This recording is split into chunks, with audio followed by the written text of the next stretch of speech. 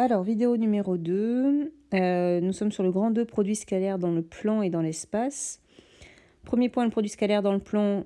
Tout ce que vous avez vu en classe de première doit être maîtrisé, donc je ne reviens pas dessus. Et j'attaque le produit scalaire dans l'espace. Bon, il s'avère qu'en fait, on va fonctionner de la même façon que dans le plan. Première définition, vous avez deux vecteurs U et V et 3 points O, A et B, tels que le vecteur U est égal au vecteur OA et le vecteur V est égal au vecteur OB.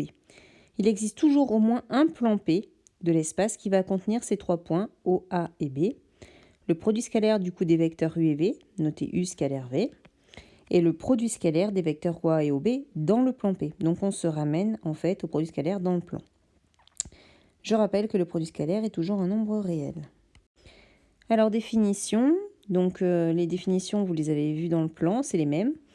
Produit scalaire de U et de V, du coup c'est OA scalaire OB, et par conséquent c'est aussi OA scalaire OH, où H est le projeté orthogonal de B sur OA.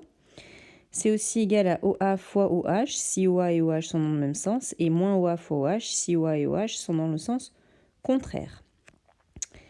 Deuxième définition, le produit scalaire de U et de V, c'est du coup OA scalaire OB, c'est aussi la longueur OA fois la longueur OB fois le cosinus de l'angle AOB.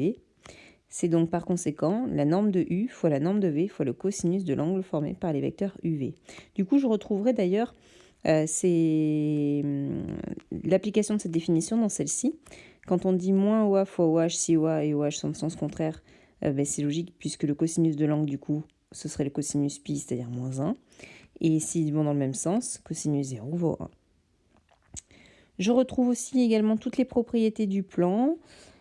U scalaire V, c'est V scalaire U. K fois U scalaire V, c'est K fois U scalaire V. C'est aussi U scalaire KV. U scalaire V plus W, c'est U scalaire V plus U scalaire W. Je distribue. U scalaire U, c'est U au carré. C'est norme de U au carré. Norme de U plus V carré, c'est égal à U carré plus 2 fois U scalaire V plus V carré. Norme de U moins V au carré, c'est U carré moins 2U scalaire V plus V carré. U plus V scalaire U moins V, c'est U carré moins V carré. U scalaire V, c'est 1 demi de norme de U carré plus norme de V carré moins la norme de U moins V carré. AB scalaire AC, c'est aussi 1 demi de AB carré plus AC carré moins BC carré. Et enfin, U scalaire V, c'est 1 demi de la norme de U plus V carré moins la norme de U carré moins la norme de V carré. Bon, toutes ces propriétés-là, clairement, on les utilise très rarement, mais bon, il faut quand même les connaître. Alors, petit 2, orthogonalité. Première définition, pour tout vecteur U et V de l'espace, deux vecteurs seront orthogonaux si et seulement si leur produit scalaire vaut 0. Je peux remarquer que le vecteur nul est orthogonal à tout vecteur. Propriété, si j'ai IJK qui est une base orthonormée de l'espace, si le vecteur U dans cette base a pour coordonnées x, y, z et que le vecteur U' a pour coordonnées x', y', z', et bien par conséquent le produit scalaire des deux ce sera x, x' plus y, y' plus z, z'. Et la norme de U est égale à la racine carrée de x carré plus y carré plus z carré. Petit 2, caractérisation vectorielle de l'orthogonalité. Si j'ai deux droites D et D', et les vecteurs U et U' sont les vecteurs qui les dirigent. Mes deux droites, elles seront orthogonales si et seulement si les deux vecteurs qui les dirigent sont orthogonaux, soit si U scalaire U' vaut 0. On dit également qu'un vecteur n est normal à un plan P si ce vecteur n est orthogonal à tout vecteur de P. Et donc du coup, on dira qu'un point M appartient à un plan P si et seulement si vecteur AM scalaire n vaut 0. En d'autres termes, si le vecteur AM et le vecteur n sont orthogonaux.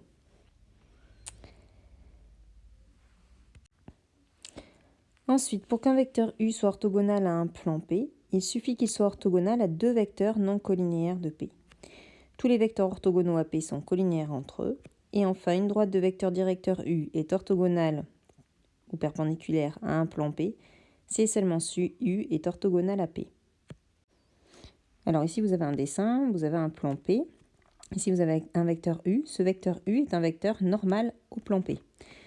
Donc du coup, si je reprends ça, j'ai un point M qui appartient à P si seulement si AM scalaire n égale 0, en fait, si je prends n'importe quel point qui appartient à ce plan P, eh bien, et le point A qui serait ici, par exemple, eh bien, du coup, vous avez votre vecteur AM et votre vecteur U qui seront orthogonaux. Ensuite, on vous dit pour qu'un vecteur U soit orthogonal à un plan P, il suffit qu'il soit orthogonal à deux vecteurs non collinéaires de P. Ici, vous avez deux vecteurs non collinéaires de P. Deux vecteurs non collinéaires de P caractérisent tout le plan P, puisque je peux exprimer tout vecteur du plan comme combinaison linéaire de ces deux vecteurs non collinéaires.